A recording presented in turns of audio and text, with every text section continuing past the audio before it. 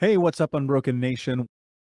And what I'm curious about, because I know there are people listening right now, and they're like, "Yeah, we know it's the Dell guy, and he did all this shit, blah blah blah, whatever." And to have this idea that I believe people believe, and I only believe this because this was my experience, that this is how I'm going to be remembered, was crushing. And what I'm curious about is, what was the pathway from that rock bottom to today? Like, what did that actually look like? That's a great question. I'm trying to think like which bottom was actually the rock bottom. There was a lot of them. Mm. Um, the one that hits me the most is I was in school, Dell stuff was going on. Pretty sure I had news interviews or radio interviews booked that morning before class. And I developed a pretty steady cocaine habit that I don't really talk about. I'm starting to more now because I just realize I have nothing to hide, and I hope someone else hears this. You know, I would even do it in class sometimes, and it was just, I didn't want to, and I was. And I remember I'd been up all night, and I knew the only way I was going to get through the next few hours was to get more, or I was just going to crash and burn.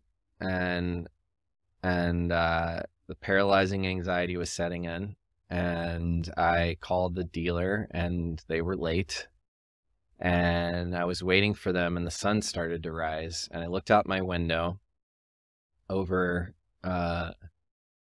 the steeple of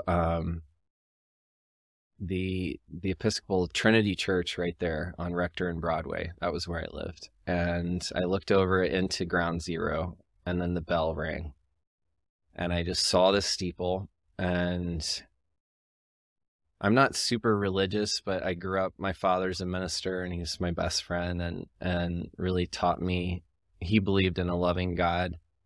And I just felt like God was really reaching into me at that moment and saying, wake the F up. And yeah,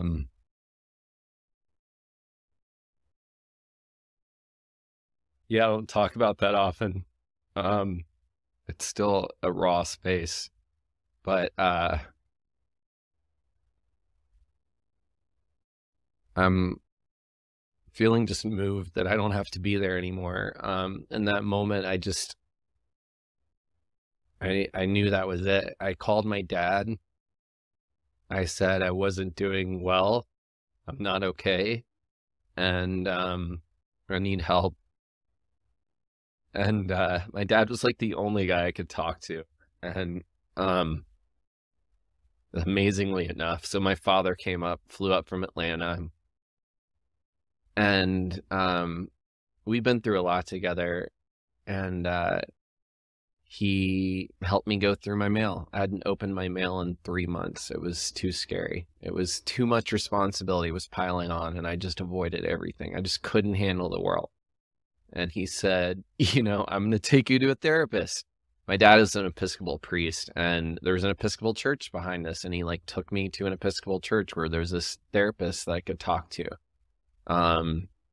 The therapist said, it sounds like, you know, you're dealing with this, this, and this, and you're not able to function. And which I couldn't. And so I got on, he put me on some medication, suggested it.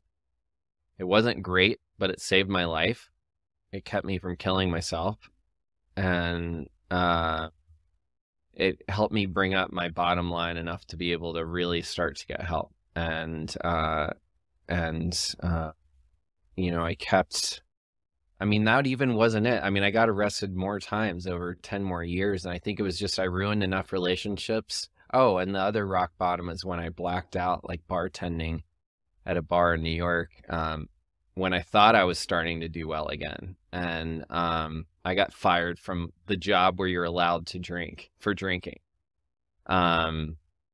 And then I was a dog walker, and then I started losing that job. I couldn't keep that together, and I got sober, and I asked someone like how to, like a bartender, like how do I like quit smoking no, how do I quit drinking but keep smoking weed? Like, you do that.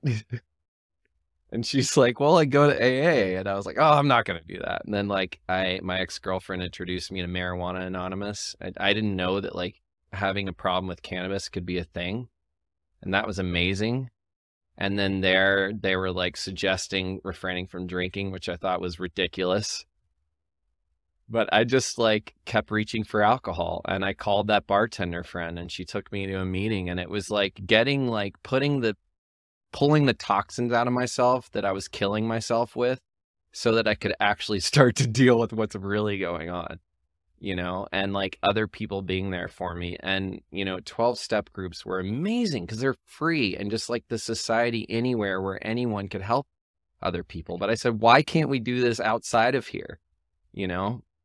And they helped me so much. And I actually worked with a therapist, and I got off drugs and alcohol, and I got off medication, and I did like all the PTSD work and all those things. So it was like, you know, really putting those things into place is, and all of that adding up and getting real with myself, you know. I think I mean, it's cliche almost, and I love it for that reason, because it resonates for so many of us. But it really is my light, not my darkness, that most frightens me, even to this day.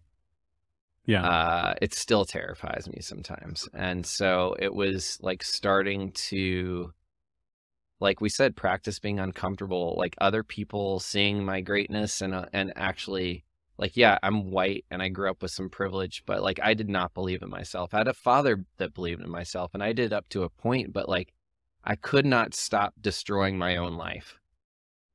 And then I was attracted to other people who did the same thing. So it was just like, I got one of those people pregnant, and like by the grace of God, we lost a child and like broke up and got healthy. And like now we're both happily married. And better than ever. And it was just like looking at like the lessons and actually starting to say, okay, enough, I'm ready to learn, you know, and just practicing surrendering and asking for help over and over. That was really the dance, I think, that's made the biggest difference.